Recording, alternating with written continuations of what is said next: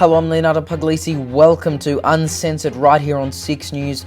Tonight we're speaking to the Leader of the Opposition, Anthony Albanese, in what might be the most requested interview ever on 6 News. The Labor leader spoke about his party's vision for the future, how they can potentially win the election, and allegations that Labor is simply Liberal light when it comes to their policies. You can see that interview in full now. And of course, join the conversation by using that hashtag 6NewsAU in the comments or on social media. And you can support our work by donating just $4 a month on Patreon, patreon.com/6NewsAU. Anthony Albanese, welcome to 6 News. Thanks for having me on your wonderful program. Well, good to have you here. First of all, I know this is coming out, a few days after we speak to you, but right now you are in isolation. How are you feeling? Well, I'm on ISO day 4. It's been a bit difficult, but I've got it so much better than others I know have had really severe symptoms and impact on them. I've had colleagues who've ended up in hospital or who've had to get treatment in terms of medical treatment. I'm going okay so far. So, but it's not a pleasant experience, I've got to say that, and certainly not one I was anticipating having in the middle of an election campaign. But we live in interesting times in 2022, so I hopefully will be out of here this Friday. Mr. Albanese, it's Roman McKinnon here, federal political reporter. You said at the start of the campaign that you're not Scott Morrison and don't run away from press conferences. Yet days later, you walked out of a press conference, just 8 minutes in, while journalists continued to ask you questions. Did you break your promise? Not at all. I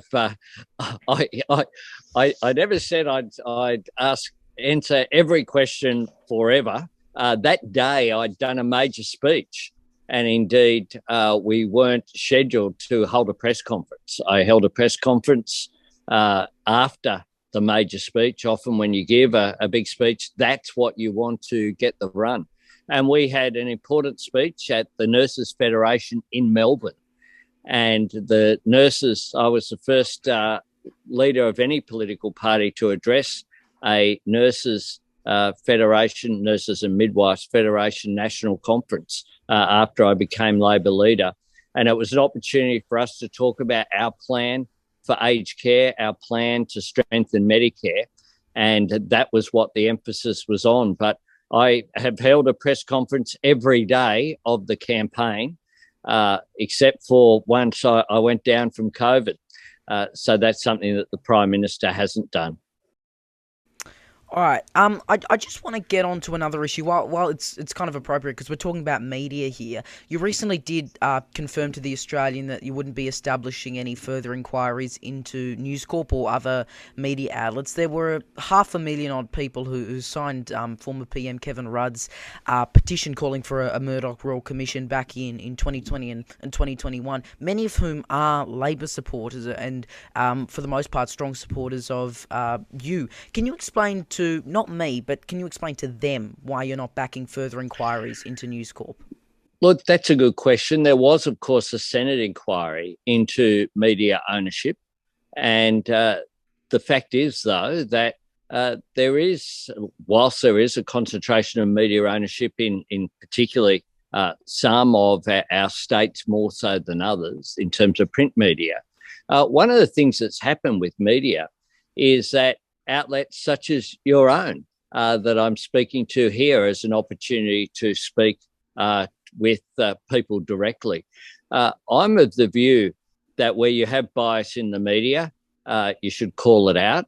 And some of the media does run a biased line. I don't expect as a Labor leader to get a fair go from some of the outlets which are there. I think people factor that in. If you look at the front pages of the newspapers, we had a debate, for example, last week with Scott Morrison. It was recognised by the audience and by the commentators there at Sky News that I won that debate. I don't think it was reflected by the tabloid headlines the next day. That's a matter for them. But I think people do factor that in. And it just seemed to me that it wasn't clear, and still isn't clear, what an inquiry would be able to find other than things that we know already. You said there that some media run a biased line. Which media specifically are you talking about? Oh, look, I think people will make their own judgment there. I've said that Sky News, for example, after a particular period of time at night, tend to run very heavily in the coalition's favour. If you compare that during the day, when they have really good journalists, Laura Jays and Kieran Gilbert and Andrew Clennell and Peter Stefanovic and others are serious journalists and they're taken seriously, whereas at night it tends to be commentary dressed up as sometimes as news. And I think people factor that in. Yeah, now I just want to get down to the basics of Labor and what Labor is. Traditionally, I guess it's been known that the coalition is centre-right and Labor's been, labelled centre-left. Do you agree with that labelling of Labor, and if so, why is Labor centre-left? I think that's a fair assessment because Labor will always be concerned about the disadvantaged. And we have, if you like, a two-part philosophy that I always put forward beneath our major campaign theme of this campaign is a better future. But beneath that, I say no one left behind and no one held back. No one left behind because we should never leave people behind, whether they're people who are disadvantaged because of they haven't had the opportunities in life. We should aim to lift people up. We shouldn't just leave people behind. But no one held back because Labor is also the party of opportunity. We're the party that believe that everyone should get the best opportunity in life. And one of the keys to that, of course, is education. And it's one of the reasons why this campaign we're running on early learning, cheaper childcare, making sure that we recognise the valuable contribution that childcare and early learning can make, but also right through school funding through to additional university places where we've said there'll be 20,000 additional university places, 465,000 fee-free TAFE places. That is the key to lifting people up. But we also know that people are really struggling at the moment. And so we have a range of policies to address cost of living as well. But then what separates you to the Liberals in terms of real policies? You said you're not ditching offshore processing. You support boat turnbacks. You talk about the disadvantaged and people being left behind, although you're not committing to an increase in job seeker payments if elected, and would essentially abandon a previous plan to review the rate of unemployment benefits. Those are key issues for many voters on the left especially, and some of them are saying that you've lost their first, maybe second, and even they want to put you last in terms of preferences. Can you understand why some people might label you Liberal light? Not at all. If you look at the agenda we're putting forward at this election, we're putting forward a plan to strengthen Medicare. We've got a plan for cheaper childcare. We have a plan to deal with the challenge of climate change, a comprehensive plan, the most comprehensive plan ever put forward at an election campaign, one that will see our energy grid on the national energy market be 82% renewables by 2030. It'll create 604,000 new jobs on the way through. One that will support the take-up of electric vehicles and new technology. One that will reduce our emissions by 43% by 2030. And we've got a serious plan to get to net zero by 2050 and to join the global effort. That compares with our opponents who don't have a plan to deal with climate change, have had 22 different energy announcements and haven't landed one. Now, when it comes to payments, be very clear about this. This is just a beat up, essentially, by the media. What I've said is that each and every budget, all of our payment systems should be subject to review. That's what we do, not a one-off. We know that people would like some increase in job seeker, and so would I, but we have to be clear about it. We can't just promise things and then not do it after the election. So what I've said is that each and every budget, payments, whether it be job seeker or pensions, would be examined, and Labor will always do what we can to lift people up. When we were last in government, we had the largest ever increase in the pension in our history. I grew up in a family. There was just myself and my single mum. She was an invalid pensioner. She had rheumatoid arthritis, crippled up, and couldn't work. We relied upon that money to get by. And I know what it's like to live on a very restricted fixed income. I know how tough people are doing it, and I want to be able to assist. But I want also to be clear that when I say something's going to happen, it does happen. And we know that we've got $1 trillion of debt we will inherit from this government that has been incredibly wasteful, has had doubled the debt before the pandemic, and then hasn't been able to have a position whereby there's any legacy from all of that debt. So on those two positions, I think it's a very different approach from that of the government, as well as our plan for a national reconstruction fund to support new industries, our plan for Housing Australia Future Fund. We're going to invest to create 30,000 additional affordable and social housing units. That's something the government don't have. We will recognise the Uluru Statement from the Heart in full and move to a constitutional recognition of a voice for Parliament, but also truth and treaty, recognising the great privilege we have of living with the oldest continuous civilisation on the planet. On all of these areas, there is a vast gulf between us and the coalition that have been in office for a decade, asking for a second decade in office without any plans for the future, struggling with the present, and they haven't learnt from their mistakes of the past. Now another issue I saw people bring up in regards to some of your comments, and I actually had a few people that wanted me to ask you about it, so look, I may as well. Early this year, you said in the Daily Telegraph, when you were asked, can men have babies, you said no.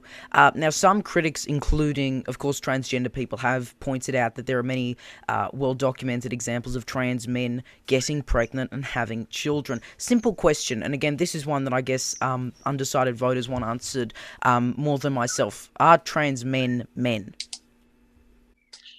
Well, are trans men men? People need to be respected for who they are.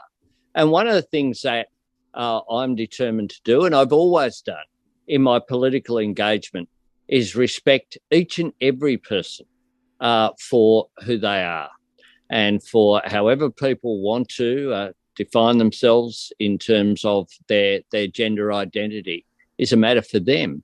I think that these issues are often used as political footballs during election campaigns, and we've seen that with the candidate for Warringah for the Liberal Party, whereby you have a so-called debate going over transgender participation in sport, which is already covered by the Sex Discrimination Act, which is already the subject of rules and processes which individual sporting bodies are in control of. This is a solution looking for a problem here.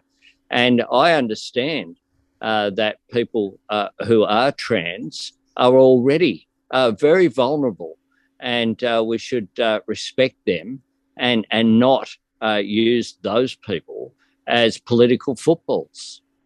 But it's a yes or no question. Are trans men men? Yes or no? Well, it's up to them to define. People are able to define themselves as they are. So if someone goes through and becomes transgender, then yes. So I'm of the view that I respect people's rights to be able to talk about these issues in ways that they see fit. It's not up to me to judge those matters. I answered the question for the Daily Telegraph in the way that I believe to be truthful and just straightforward. Right, we're going to moving on to the election itself. In 2019, Queensland was, of course, the key battleground in forming a majority government. Can Labor win without winning Queensland this time around? Well, we're hoping to pick up seats in Queensland and indeed right around the country. We didn't do as well as we would like at the last election, and that's why we reviewed our performance and we've responded accordingly with a change strategy to ensure that we give Australia a government as good as the people themselves. Australians have been magnificent during this pandemic. They've made sacrifices to look after each other, but they've been let down by the government. All right. Over the past decade, Labor has had a lot of success on a state level, but have not held government, as Leo said before, federally since 2013. What will your party do differently this year compared to the last three elections that will see you form government? Well, what we've done is focus on much more of a narrative, our plan for a better future, and beneath that, the themes of stronger Medicare, cheaper childcare, addressing the cost of living through cheaper childcare, cheaper electricity, lifting wages up. We need more secure work. And we need a future made here in Australia that includes driving new jobs and industries through the shift by using more clean energy. And that presents an enormous opportunity for Australia. I'm very optimistic about Australia's future, but in order to seize that future, you've got to be able to imagine it and work for it. This government don't have a plan for the future. And our theme there, I think, is very clear going forward. And that is what we've spent 3 years working on, so that all of our policies fit within that frame. So we have a very strong narrative. So people will have a very clear choice at the election. Do we continue with a government that's tired, out of puff, out of ideas and out of time? Or do we seize the opportunity that's there to create new industries and new jobs and new wealth creation by dealing with the opportunity that's dealing with climate change, not just a challenge, the opportunity which is there? Do we seek to truly represent the entire community by dealing with gender issues, including adopting all the Respect at Work report, having additional community service workers and dealing with the scourge of domestic violence? Do we allow for increased women's workforce participation through childcare provision? These are all measures that we have putting forward. And I believe when people vote on May 21, they will compare that with a government that always goes missing, never accepts responsibility, failed to deliver when it came to the bushfire crisis, then failed to order enough vaccines and said it wasn't a race, then failed again to order rapid antigen tests, and then didn't respond again when it came to the floods. This is a Prime Minister who says he doesn't hold a hose, says it's not a race when it is, and just is not truthful in terms of the issues that are confronting Australia going forward. We have a coherent plan, and I believe I've got the stronger team as well behind me. So are you confident on May 21? Look, I'm confident, but certainly not complacent. 2019 had us in a similar position in the polls to where we are now. So we know that we have to continue to work for each and every vote, each and every day in the lead up to the election. But for younger people in particular, we need a Labor government. We need a change of government. We can't have more just drifting along on issues like climate change.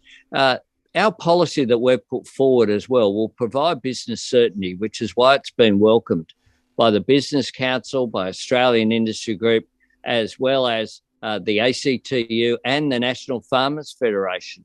We have an opportunity to end the climate wars, which we need to do for your generation. We can't continue to be in the naughty corner at international conferences. We're not even ranked in the top 50 countries now of action on climate change. And there are real consequences that have been felt as a result of that. All right. Well, throughout your time as opposition leader, some critics have called you bland, unknown, and even vanilla. Tell us now, who is Anthony Albanese? Well, Anthony Albanese is the son of a single mum. Grew up in public housing in inner city Camperdown. Had a mum who gave me unconditional love and confidence to go out there into the world and make something of myself. I studied economics at Sydney University. I learnt to love music and the arts during that period as well. I'm someone who loves my sport. I love rugby league. I was on the board of South Sydney when we got kicked out of the comp and fought our way back into the competition. I like AFL. I play competition tennis in Sydney for Marrickville Lawn Tennis Club in the Sydney Badge competition. I DJ for Wow. I DJ for charities, particularly for RecLink Community Cup, that raises money for young people who are at the margins of society. They might have had difficulties of engagement with mainstream society. So RecLink reach out through music and sport. It was begun by people like Paul Kelly and various musicians, Tex Perkins from the Krill Sea and others in Melbourne. And they have AFL charity games in the capital cities now, and I DJ for them to raise some funds. It's a bit of fun.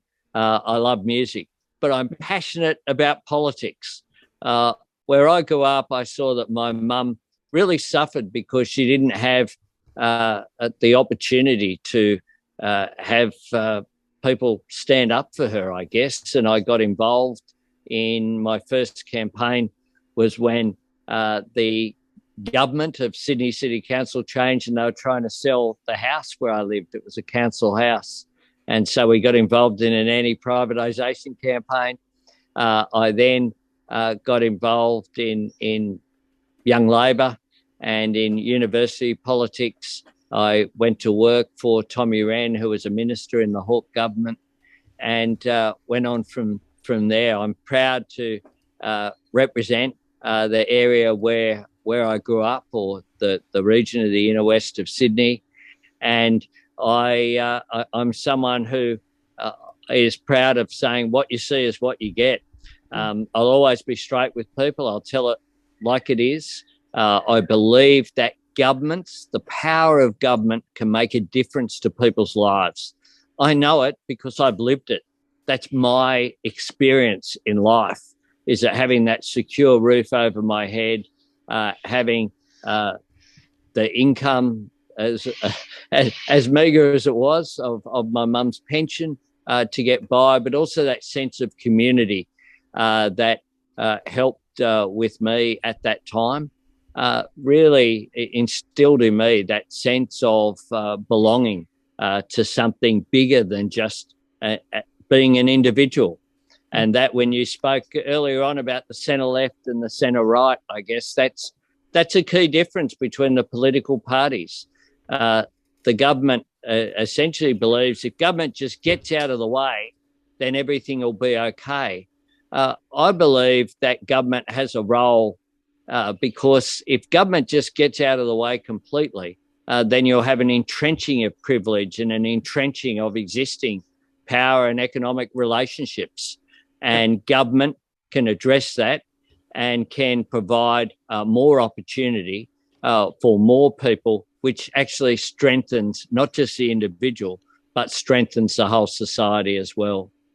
There's a few things there. Just quickly, because we're just a bit short on time. I know we're at Six News. We're big on facts. We're big on the truth. We spoke to the Prime Minister about a number of falsehoods from his time so far as Prime Minister in our interview with him. If you are elected as Prime Minister, can you promise to own up to mistakes and factual inaccuracies if you make them? And would you be willing to come back on Six News? I certainly would. That would be a pleasure. And I think we've seen during the campaign, I made a mistake. I fessed up to it, said it was a mistake, didn't try to blame someone else. I think that's really important. With the high office of Prime Minister comes responsibility.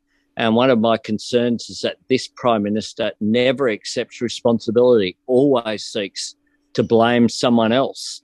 And we can do much better than that. All right, we'll leave it there. Opposition Leader Anthony Albanese, thanks so much for your time and for joining us here on Six News. Oh, thanks for having me on the program on Six News, and I wish you all the best.